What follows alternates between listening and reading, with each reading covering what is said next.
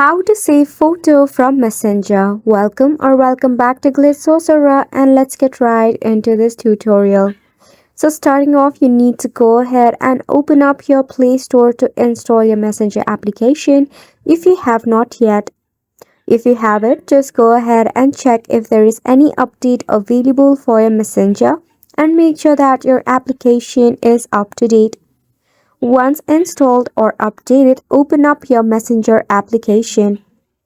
Now, you can easily save the photograph by three of the method. Tap on the conversation.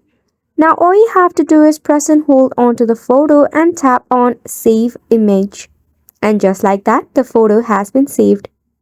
Other option is to tap on your user icon.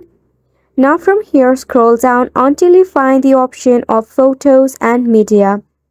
You can toggle on the option of Save on Capture or Save on Receive if there is the option available for you.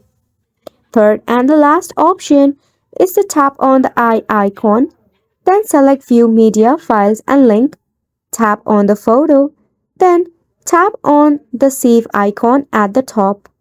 And that is how you'll be able to save photos on your Messenger. And that wraps up this tutorial as well. Thank you so much for tuning in.